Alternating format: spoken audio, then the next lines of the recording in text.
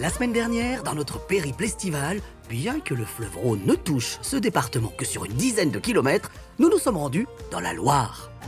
Là-bas, François, passionné de chemin de fer, nous a expliqué comment autour de 1830, à Saint-Étienne, la toute première ligne de chemin de fer d'Europe a été imaginée pour relier les deux plus beaux fleuves de France, la Loire et le Rhône. Pierre, vigneron connu et reconnu, nous a conté sur les coteaux de la vallée du Rhône l'histoire de ces vins que le monde entier nous envie. Et puis, votre serviteur a mouillé le maillot en découvrant un sport très fluvial, voire rhodanien, la joute à Saint-Pierre-de-Bœuf. À présent, eh bien direction l'Ardèche.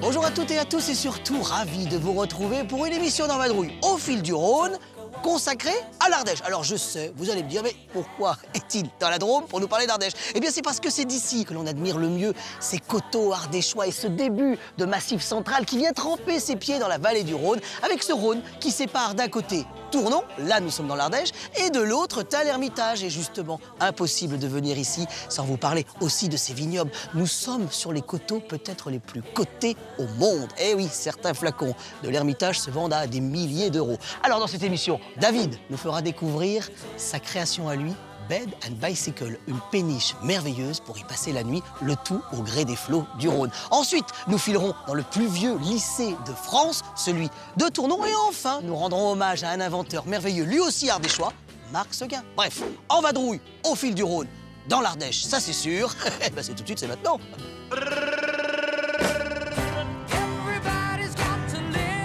Allez, petite révision au fil du Rhône. Le Rhône prend sa source où?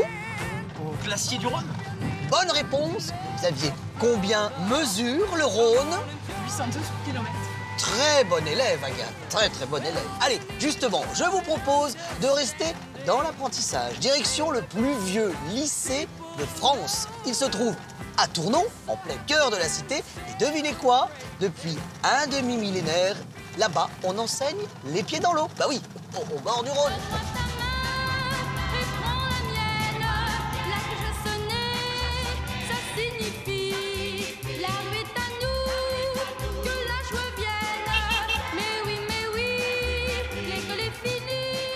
Bonjour Caroline. Bonjour Loïc. Et elle est majestueuse cette école, hein. Elle est sublime. Ce lycée, pourquoi c'est le plus ancien lycée de France? Parce qu'il y a des lycées de partout en Alors, France. il y a des lycées de partout, ils sont tous plus ou moins plus anciens de France. Oui. Nous, c'est le lycée qui a été fondé en 1536 en tant que collège de Tournon par le cardinal François de Tournon. Et ça n'a jamais bougé et jamais cessé d'être un lieu d'enseignement depuis 1536. Ça fera bientôt 500 ans.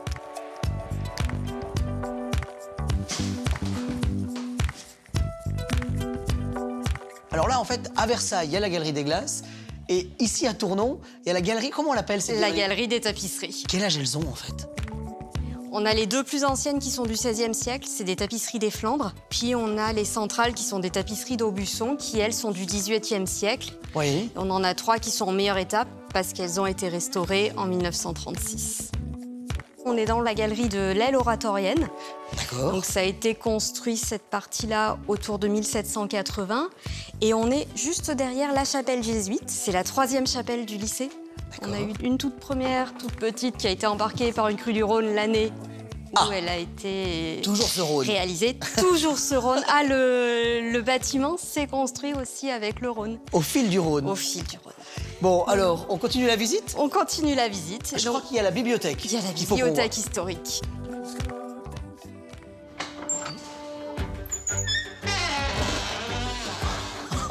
Alors là, j'avoue que des bibliothèques comme celle-ci, il n'y en a pas dans tous les établissements, hein. Non. C'est vraiment la vôtre. Non, c'est oui, c'est la nôtre. C'est ce qu'il en reste, mais c'est la nôtre. Donc là, c'est un exemplaire. C'est le deuxième tome de l'histoire naturelle d'Égypte. Des planches d'histoire naturelle de la description de l'Égypte. Donc Napoléon avait amené les soldats pour faire la campagne d'Égypte, mais il avait aussi amené avec lui une bonne centaine de savants pour faire des croquis de tout ce qu'il voyait.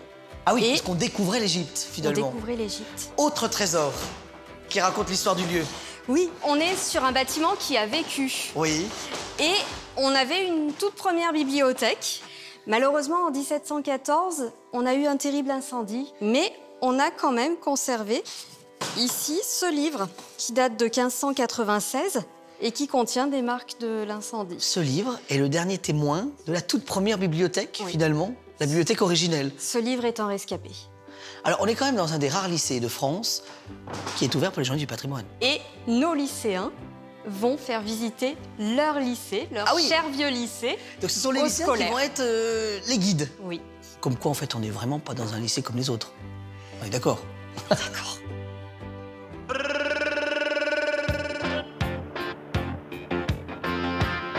De tout temps, l'homme a toujours cherché à enjamber le Rhône. Et parmi les dizaines et dizaines de ponts qui existent au-dessus du fleuve Roi, il y en a un tout particulièrement qui nous intéresse. C'est celui-ci, le pont de Tournon. Un exemple parfait de l'ingénierie de Marc Seguin. Cet inventeur ardéchois a eu l'idée un jour de suspendre les ponts au-dessus du fleuve. Allez, justement, on a rendez-vous avec Valérie, son arrière-petite-fille, 3 fois. Elle va nous raconter comment cet homme a eu cette idée folle.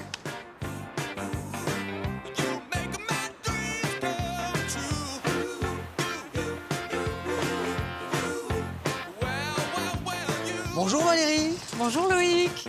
Valérie, vous êtes la petite fille de Marc Seguin, 6e génération, c'est ça? Arrière petite fille, 6e génération. Ah oui, quand même. Ouais. Pourquoi on est venu là pour parler de Marc Seguin? On est venu là parce que ça c'est le second pont de Tournon des Seguin. Et puis le premier pont historique vraiment des Seguin, c'est 1825. Il était où? Il n'était pas très loin d'ici. Là, on voit un reste de son implantation Ah oui, au de son niveau de la pilier. péniche. D'accord. Et puis il traversait le Rhône de l'autre côté, voilà. Ça, c'est le premier pont. Ça, c'est le premier pont suspendu en fil de fer. Et alors là, le pont nous est expliqué.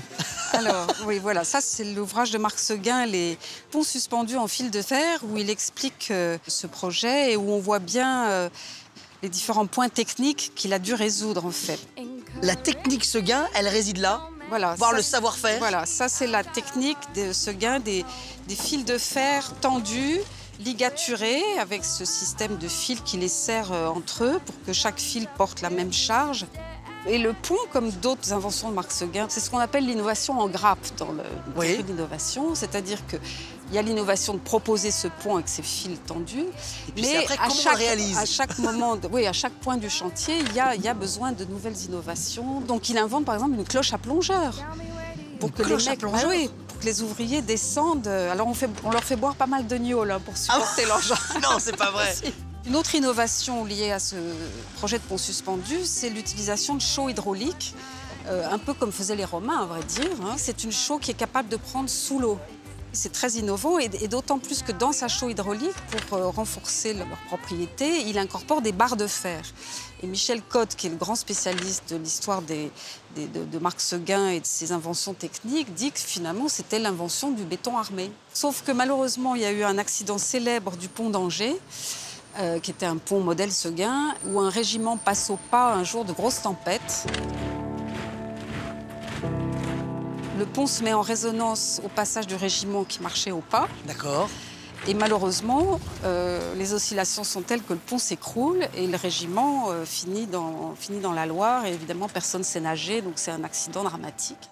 Après quelques études, ils disent mais quelle idée de M. Seguin d'avoir mis des barres de fer dans la chaux hydraulique. Oui. Évidemment, ça a rouillé et ça a entraîné une fragilité du pont. Donc plus jamais ça, sur aucun chantier en France, de quoi que ce Donc, soit. on oublie On en France On et on oublie. se fait doubler par les autres. Et alors, presque. mais alors, beaucoup plus tard, voilà, maintenant ce sont les Allemands qui sont considérés comme les inventeurs du béton armé, mais beaucoup plus tard. Alors qu'en fait, beaucoup c'est plus un tard. art des choix. Alors que finalement, on peut dire que c'est un art des choix qui est le précurseur du béton armé. Voilà. Ça veut dire que quand on passe là, on marche un peu sur les pas de Seguin. Mais oui, Enfin, je dis Seguin comme si je le connaissais. De Monsieur de Seguin. Monsieur Seguin.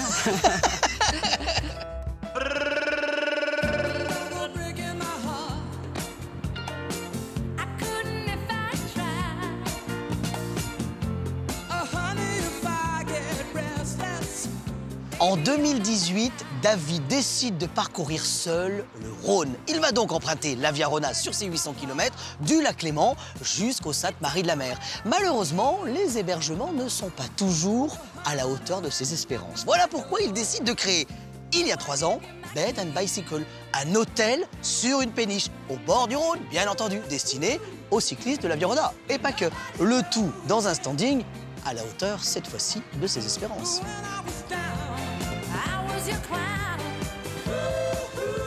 Bonjour David. Bonjour Loïc. Et alors ça bouge pas? Bah écoute, non, le Rhône est très calme en ce moment, donc D'accord. c'est paisible. Est-ce que ça berce ou pas? Bah écoute, tu vas essayer, tu verras, ça berce. Ouais, en général, on passe de bonnes nuits à bord. Ça, c'est la partie vie, en fait, c'est ça?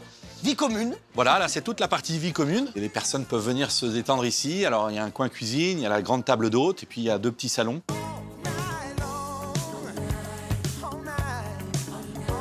Alors là, je vois la timonerie là-bas, là. C'est l'endroit où on manœuvre la péniche, c'est ça, en gros? Voilà, et en dessous, il y a le logement du marinier qui a été effectivement transformé en spa avec un sauna, une table de massage. Combien de péniches tu as aménagées maintenant, depuis celle-ci? Et on en est à notre 7e.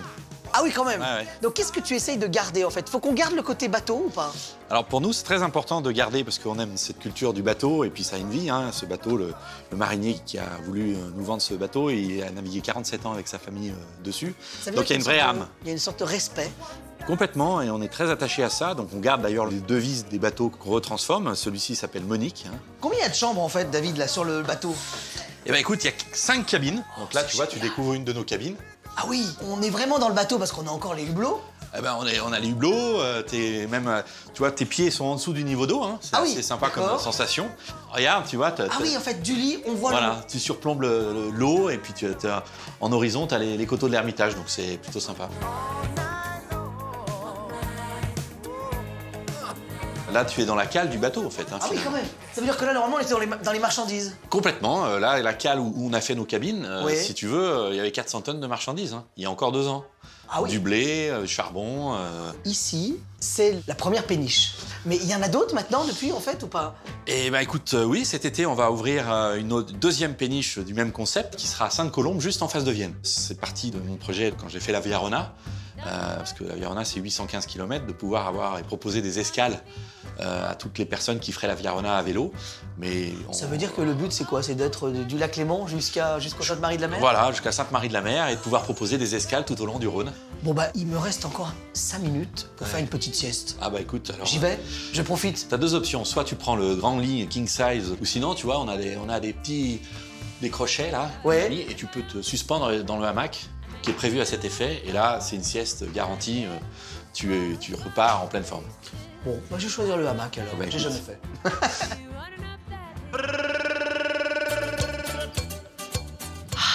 C'est vrai que cette vue est incroyable. Je trouve même qu'elle est apaisante, vous ne trouvez pas? Alors c'est vrai que ici, sur le Rhône et dans cette vallée, on a parlé de plein de choses à Tournon-sur-Rhône, mais on a oublié de saluer un monument emblématique de la cité. Face au pont Seguin, il y a ce château médiéval. Ses premières pierres ont été installées par les hommes il y a plus de 1500 ans. Et pourquoi elles se sont mises là? Eh bien tout simplement, ici, ils pouvaient contrôler le passage. Toute la richesse commerciale de cette cité est liée à la présence du Rhône. En attendant, il est peut-être temps d'achever cette émission au fil du Rhône à Tournon. Pourquoi? Eh bien parce que ça y est, je sens que l'équipe est en train de relâcher un petit peu l'ambiance. Voilà, tout baigne? Tout baigne. Voilà, l'équipe d'En Vadrouille à Tournon-sur-Rhône. Bref, En Vadrouille au fil du Rhône, c'est terminé, mais on se retrouve très très vite, bien entendu. Il y a le replay sur France.tv, et puis maintenant on se retrouve vite, très très vite. Oui, si, je vais aller me rafraîchir un petit peu là maintenant. Allez.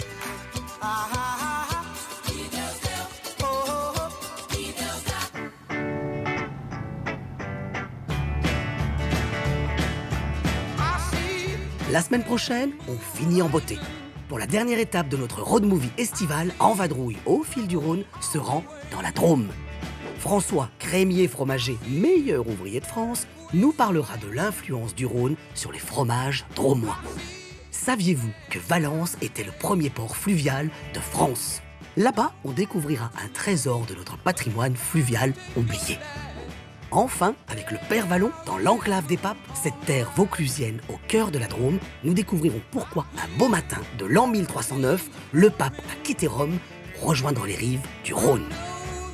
Alors oui, c'est certain. À la semaine prochaine!